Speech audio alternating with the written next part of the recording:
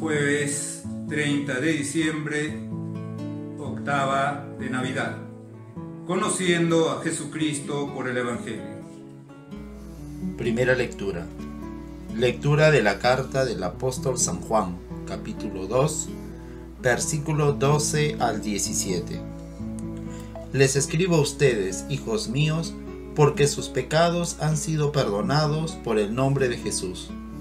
Les escribo a ustedes, padres, porque conocen al que existe desde el principio.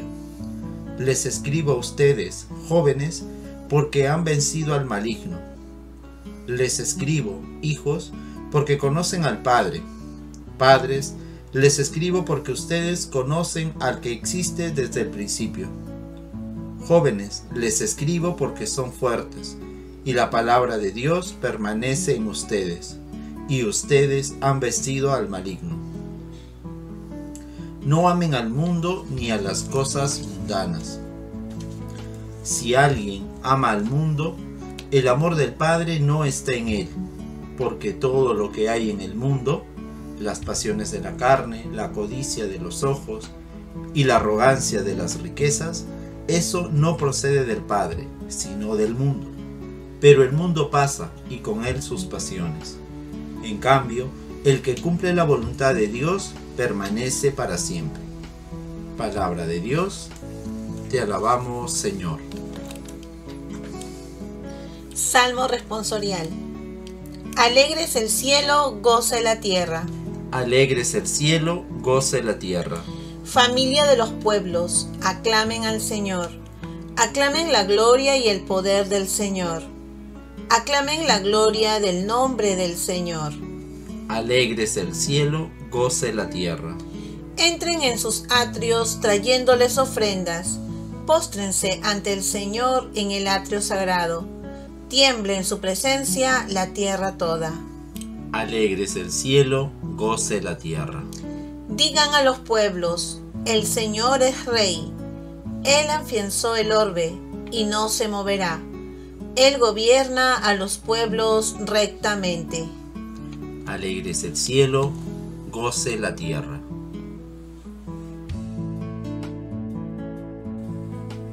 Lectura del Santo Evangelio según San Lucas, capítulo 2, versículos del 36 al 40.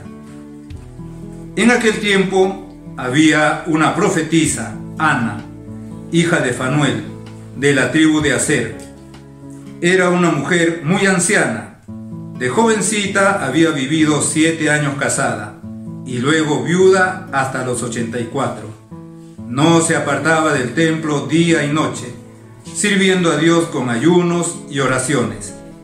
Acercándose en aquel momento daba gracias a Dios y hablaba del niño a todos los que aguardaban la liberación de Jerusalén. Y cuando cumplieron todo lo que ordenaba la ley del Señor, se volvieron a Galilea, a su ciudad de Nazaret. El niño iba creciendo y robusteciéndose, y se llenaba de sabiduría, y la gracia de Dios estaba con él. Palabra del Señor. Gloria a ti, Señor Jesús. Seguimos en este contexto de la octava de Navidad, por lo tanto, con esa alegría, como lo venimos diciendo todos estos días, del nacimiento de nuestro Señor Jesucristo.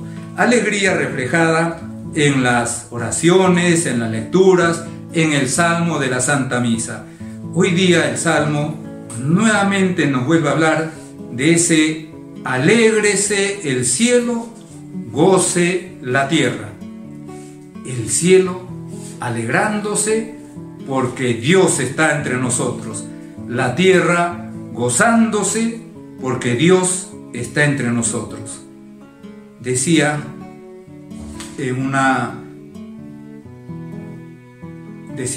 dice la antífona de entrada de este día de octava de Navidad.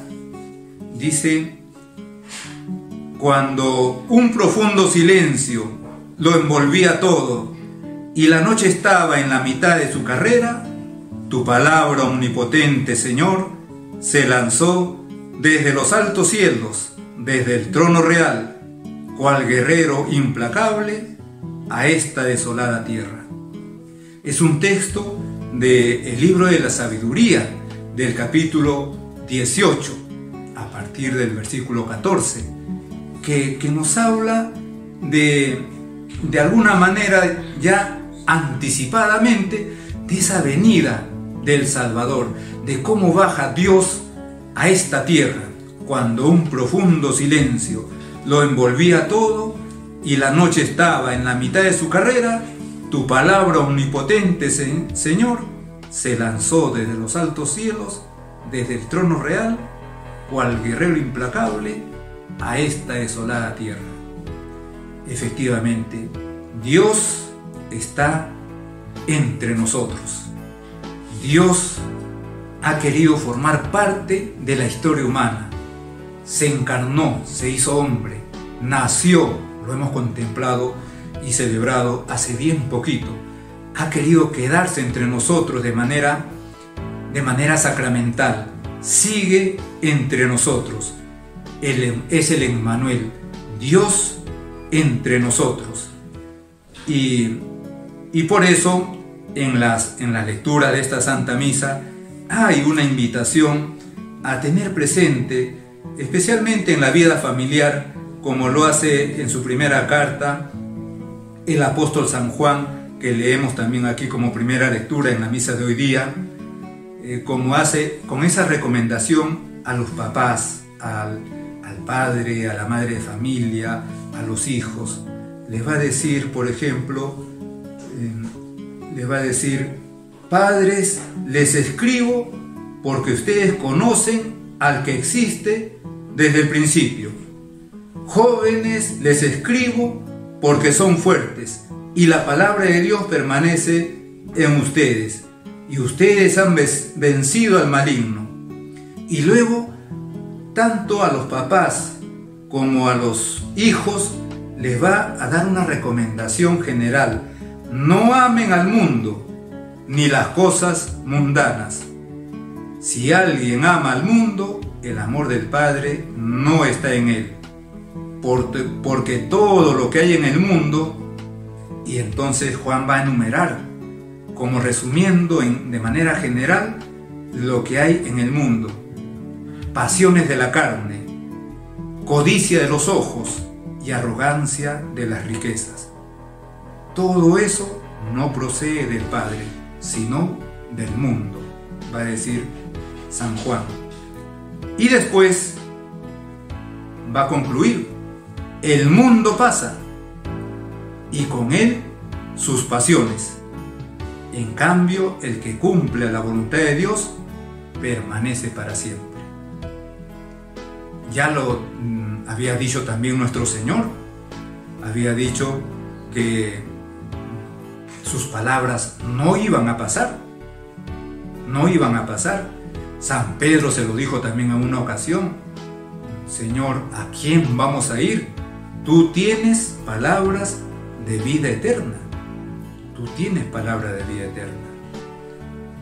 Estas recomendaciones que hace San Juan especialmente para ese ámbito familiar, cómo vienen bien en este tiempo, en todo tiempo, pero especialmente ahora que estamos con toda la alegría del nacimiento de nuestro Señor Jesucristo, cómo viene bien especialmente al ambiente familiar.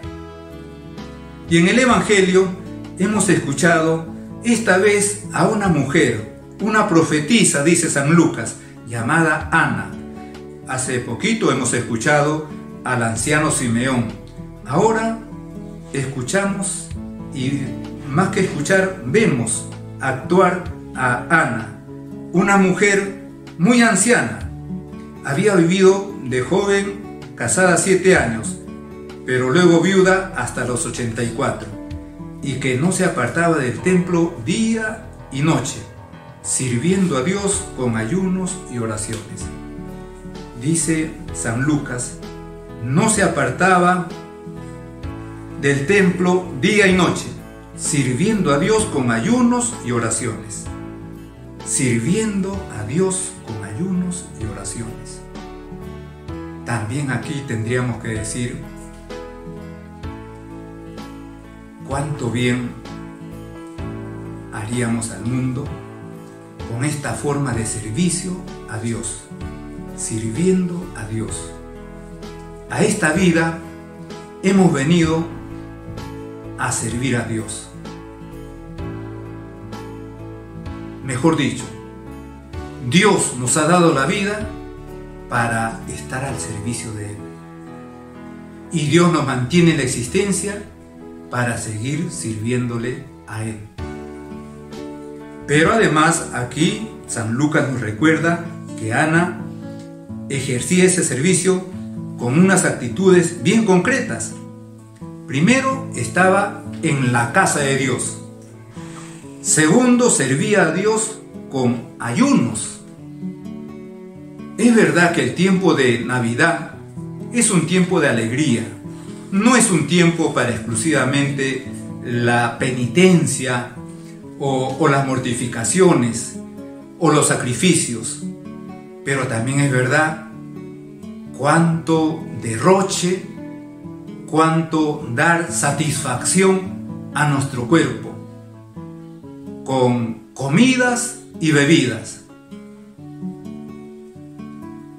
Uno puede estar bien comiendo una buena comida, y aquí en el Perú se come bien, se tiene buen gusto, pero otra cosa es el querer dar satisfacción a nuestros placeres culinarios todos los días, o quizá más de la cuenta. ¿Cuánto bien haría el ayuno? Saber someter, saber dominar. A veces ese afán desmedido de ir probando unas comidas de otras, de ir visitando todos los restaurantes conocidos o por conocer.